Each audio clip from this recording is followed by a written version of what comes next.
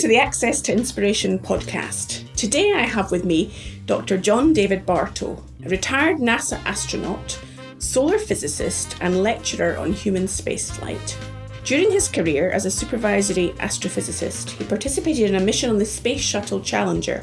He then became chief scientist and research manager for the International Space Station. John David has travelled over 2.8 million miles in space and logged over 190 hours in space. It's a great privilege to speak to you today. Welcome. Well, thank you so much for inviting me. So tell us, what's it like when you're up there in space looking down on Earth? Well, looking down on Earth is, in my opinion, the very best part of flying in space. That might not be obvious. You might think looking up is more interesting, but looking down at our beautiful planet is actually an awe-inspiring moment, particularly that first moment when you look out and you realize how beautiful the Earth is, how fragile the Earth is, and how you really want to take care of it. Well, I can just imagine that must be absolutely amazing. When you were a young boy, did becoming an astronaut was something on your career list, or is that something that you never imagined was possible? Well, it was on my career list because I used to watch Buck Rogers on TV when I was a kid. But it actually wasn't number one on my list. Number one on my list was to be a cowboy. And number two on my list was to be an astronaut. Number three was a fireman. So you can see they were all sort of adventurous, should I say. That's kind of where my mind led. I'm imagining that there are many listeners, JD, that also perhaps would aspire to being an astronaut, and then they think, well, it's not possible. So how did you get from having that on a career list to actually making it happen? In my opinion, the most important thing to have on your career list is to aspire to do something that you love to do. And you should never try to force yourself in some direction because you think it would be a better career for some reason or another, like money, location, whatever. I would not go that way. You should go for something that you really love. So now all of the astronauts have some type of technical background, but that's pretty wide open because that's any kind of science you can imagine or any kind of engineering you can imagine. We even have sanitary engineers who are astronauts, or mathematics or teachers. So those are the type of careers that the person needs to have in order to become an astronaut. So it's follow your passion, your interest, really. Absolutely. Now I could go on to say that times are changing quickly and there will be a lot more tourists going to space. Then your background doesn't matter. You just have to have the necessary short training in order to do it. And I guess that's where my thinking was going next in terms of preparation, because to go into space, it's not something one just does lightly. So tell us about the preparation to do that. Well, the training course for an astronaut, you can imagine a 5-year graduate course. That's what it's like. So there's a lot of book learning, but there's also a great deal of hands-on learning. All of the equipment that you're going to be operating exists in the form of simulators here on the ground. So you feel as if you're in space when you do the training. And hands-on training is really a very good way to lock it into your brain, even more than just book training. Now, one of the things I often talk about, JD, is not just the technical know-how when you're going into an extreme environment, is always the team element of it, how we work together. Was there any training for you in terms of building a team and camaraderie and trusting one another? When the new astronauts are first brought in, and when you first come in, you're not called an astronaut yet. You're called an astronaut candidate. So for short, you're all called an ASCAN. And one of the things they do during the first year is a lot of team training. For instance, they will take a group of the ASCANs up in a helicopter, drop them in the Rocky Mountains in the snow and say, we'll come back and get you in a week. And so now you have to work together in order to survive up there. And that's a powerful way to develop team training skills. And within that, with those ASCANs, are there some people that don't make it because maybe they don't fit into a team environment? Or is it always 100% success? Well, I would say the success is about 99%. I think there may be been one case of somebody who dropped out. That just means the selection process is very good. For instance, the last time that astronauts were selected, there were 18,000 applicants, and 10 people were selected, half men and half women. As an astrophysicist, JD, I know that a piece of the equipment that you designed was then taken into space. So tell us about that. What did you design and how did it work in space? In my group, we were studying the sun to try to understand how the sun works. You know how scientists are. They want to know how everything works. Yes. And there's a kind of a mystery on the sun, although the surface of the sun is only about 5,000 degrees, the stuff up above that, in what's called the corona, that's the stuff you see during an eclipse, that beautiful wispy stuff. That stuff is more than 1 million degrees. So it's not your average light bulb. Somehow it jumped from 5,000 to 1 million in a very small space right near the surface of the sun.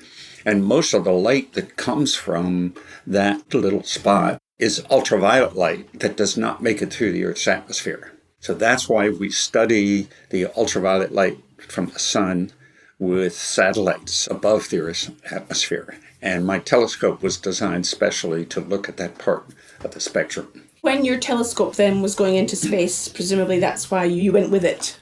Absolutely. NASA had a program at that time where they would fly the expert to operate their own equipment. Great opportunity, I imagine. Absolutely, yes. And a surprise in my career. I didn't know that was coming. Wow. I'm imagining getting a letter through the post to say, wow, tomorrow you're off into space.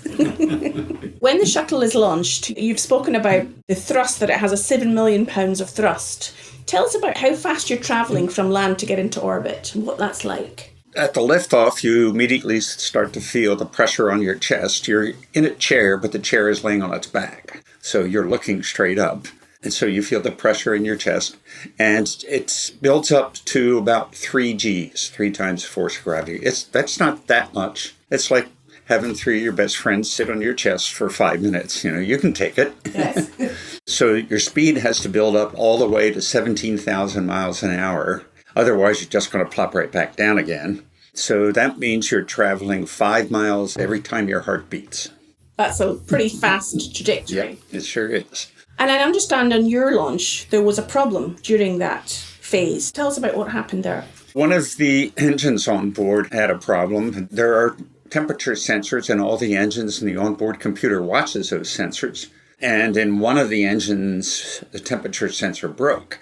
So the computer automatically switched over to the backup, but then the backup sensor broke. So the rules in the software were, if I don't know the temperature, I just turn the engine off.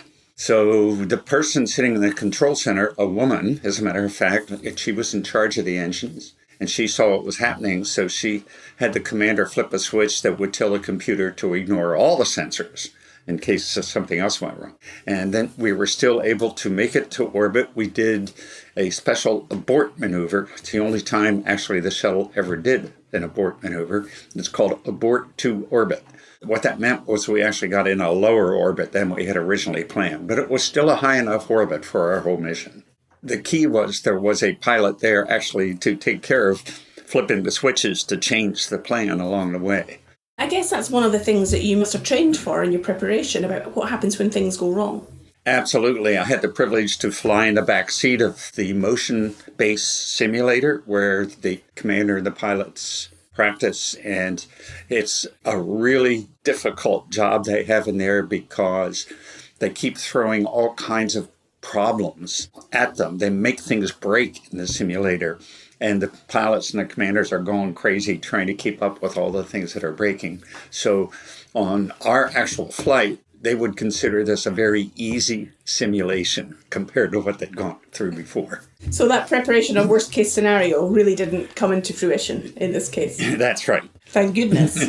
And in terms of experimentation in space, with your background in research and your research manager for the International Space Station, a number of different experiments have been carried out. Tell us about some of those and how they contribute to society today.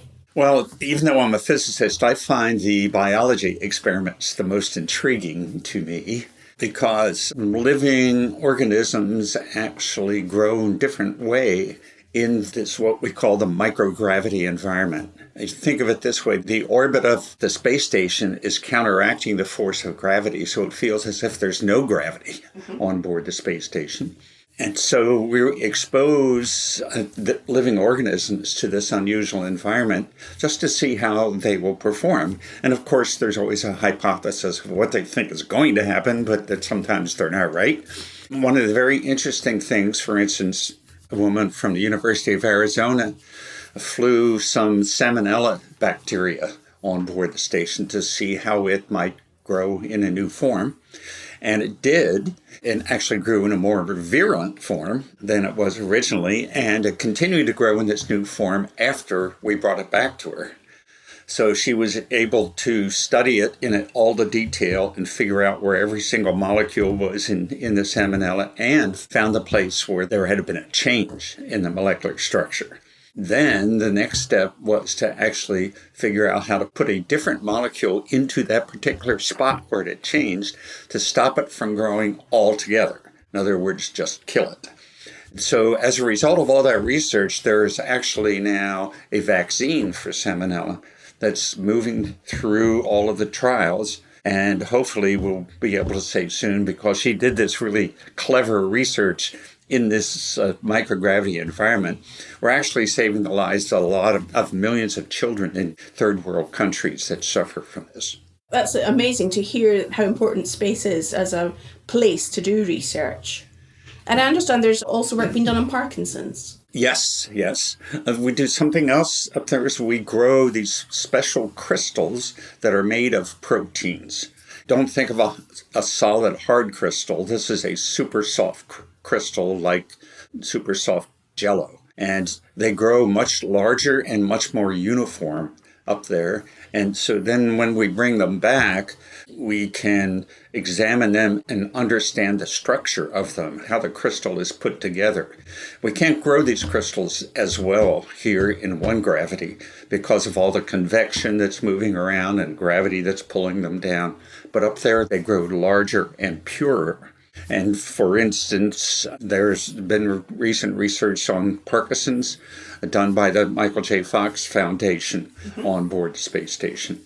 So it really is a unique and different environment in which to test various things. If you think of it this way, many centuries ago, scientists would use temperature to try to figure something out. They heat it up or cool it down, or they change the pressure, higher or lower. Now we actually have the first laboratory where you can actually effectively change gravity. It's amazing. So how about your telescope? How did it work when it got up into space? It worked great. You're never quite sure whether or not it's going to survive all the launch vibrations and whether you put everything together correctly. And it worked fine. The only problem it had is it got a little too hot, so we had to have a little cool-off period for it. But otherwise, we collected some really new information that's trying to explain why that corona is getting so hot. And it's still one of the two competing theories out there, even though it was 30 years ago that we did this. So we still don't really have the answer. And hopefully within the next 30, we'll solve it. You have a long-term belief if you're doing research in space. Absolutely. That's the way it works. And I also imagine that must be a great sense of pride for you, having developed something that's so important in the world. It is nice to get, say, an email notice every once in a while that says somebody in China or Turkey has just looked at the paper that we wrote 30 years ago. So that's still piquing some people's interest and maybe inspiring them to do something new and solving the problem. Great. Most of us have never been and will never go to space. You've talked about the effect that zero-G has on your body. Tell us a bit about what that's like, not only in space, but when you come back to Earth. Well, when you come back, one of the things, the most noticeable thing immediately is you feel extremely heavy. And that's because your sense of touch has adapted to this zero-G environment where you've been floating all the time and not getting any touch feedback while you're up there. And so your brain actually turns up the volume on your sense of touch. And now, however, when you come back home, the volume is way too loud. And so you feel extremely heavy right as soon as you come back into gravity. But The interesting part is that your body readapts and only takes a few moments for it to figure out the volume's too loud, and it turns it back down and the sense of touch goes back to normal. And are there any other changes or differences that you notice when you come back to Earth, having been in space? Another one is your sense of balance. When you go up into space, your inner ear gets very confused. You know, you have these fluids inside your inner ear, and when they move around, the hairs wiggle inside of them, and your brain senses the motions, and that's how you know whether you're moving right, left, forward, or backwards. But in zero-G, that fluid in your inner ear starts wandering around willy-nilly, and so your brain gets confused. It doesn't know things are going right, no left, no forward, no tipping backwards.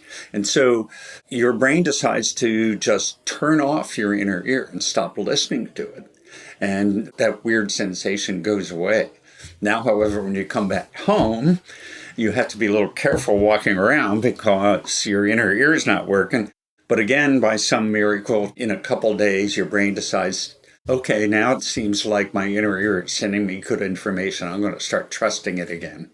So those are some of the physical manifestations and impacts of going into space. I'm interested also to think about that position of observation that you talked about right at the start, JD, looking at the world from that kind of unique position of being in space and seeing it from many, many miles away. I'm wondering, has that changed you as a person at all? Just having that really different take on the Earth? To me, I think it was a huge reinforcement of understanding of the international nature of our lives. You know, I grew up in a town of 1,000 people and didn't stray very far from that town until I went to college, and even that was only 100 miles away. But over time, you begin to realize that there's a world out there. But I'll tell you what, when you look down on that world from space, it goes right to your heart. It's that sensation that, first place, it looks very fragile. You really you want to reach out and hug it and take care of it because it just gives you this feeling of fragility, like that first time that you look at a newborn child, where it looks beautiful but fragile at the same time. So you get that very strong feeling without even thinking about it. It's just an emotional moment. But then when you start thinking more about what you're looking at, and you realize, for instance, you have no idea where you are because, you know, all that ground down there pretty much looks alike from up here. So then you realize, oh, guess what? The different countries are not painted different colors, right? There's no black lines between them. And that stuff only comes from inside our heads. It's human beings who've made up all these limits that separate our world into parts. You know, when we're on board, we are a crew that must work together, as we mentioned at the beginning. And we look down and what we're seeing is another spacecraft with a crew of billions of people on this spacecraft. And they have got to work together to take care of themselves and to take care of their spacecraft. And I'll tell you what, I've talked to astronauts, cosmonauts, taikonauts. We all have that same feeling. So it seems almost like that experience, more of us in the world in a way, would benefit from having that experience of seeing the world in that unique way. Absolutely. I think next on the list should be artists. We need people who can write about this, who can draw about this, and can sing about this. Those are the people we need to send into space so that they can communicate better than techies like myself about what it's like. So JD, what do you think are your main strengths that you have brought to your career to date in your work, in what you've done? Well, I can tell you what drives me, and hopefully that means it is a strength, and it's curiosity and problem solving. Those are the two things that I like to do the most. And when I was young, every night we would always have the family always ate dinner together at the table, and we would invariably end up talking about something, and we'd ask some question that we didn't know the answer to. And the first thing my father would say is, go get the encyclopedia. And we would actually bring it to the dinner table, and we would have a discussion about the answer that we found. That's been with me since the very beginning, this sense of curiosity of wanting to try to find answers to things and also trying to troubleshoot things that did not go right. With that in mind, and thinking about the way technology has evolved over the years, it's so easy for people today to go and look on Dr. Google or whatever equivalent to get that kind of encyclopedic answer. I'm wondering whether the curiosity and the problem solving, are those skills still being used today, or is life kind of just a bit easier in terms of there's fewer problems or the answers are there? Well, actually, there are more answers than when I was young, but there aren't any more answers than there would be if there was no cell phone and no Google. They would just be in books. So the answers that exist are easier to access now, and I think that's a great thing. You know, the old saying, don't reinvent the wheel. Okay, it's really hard to reinvent the wheel now because you can look practically everything up in Google. But the beauty about science is when you can ask a question and there's not a single person on earth who can answer the question, then you know you're doing scientific research. That's what science is about. It's about getting an answer to a question that no one can answer. What I'm hearing you say is about the ability to be curious and to ask questions is as important, if not more so today, than just solving problems. The ability Absolutely. to shape and form the question. That's right. I totally agree. Answering questions, we must always push our minds to answer, why is that? It applies to anything in your life, not just why does the car work, but why do I feel the way I feel? That's another fair question. So it almost brings us back to the point about exploration. Is exploration of ourselves and of humanity, that's really the nexus for us all, is the curiosity to look beyond what we already know. Where we are such curious creatures, that's, in my opinion, what makes humans so different. And that's why we explore not only our thoughts, but our world, and now we're exploring the universe. My final question to you, JD, about that idea of exploration. Where do you think research in space is going and space travel? What would your predictions for the future be? Well, I think two different things will be happening. There'll be more and more commercial interest in doing things in low Earth orbit, like on space stations or hotels for tourism. I think this will continue to grow. The government sort of fed the airline industry at the beginning by giving them jobs and paying them to carry mail all around. And now millions of people travel by plane for just private reasons. And the same thing is going to happen with space travel. In fact, just last week, or maybe the week before, NASA accepted a proposal from a company to install their own commercial module onto the space station. The company is called Axiom. And their plan is not just one module, but they're going to build it up with many more modules. And when they get it to the state they want, they're going to disconnect from the International Space Station and fly away and become purely a commercial space station. Not just to conduct research, but to also do media events on board or have tourists on board. That's their vision. Maybe we'll get to that point in future when we can have artists and singers and many other people with different backgrounds and interests experiencing space for the first time. The sooner the better for me. Well, it's been a real privilege to speak to you today, JD. Thank you so much for your time, and it's been fascinating. Well, it's my honor to be here. Thank you so much.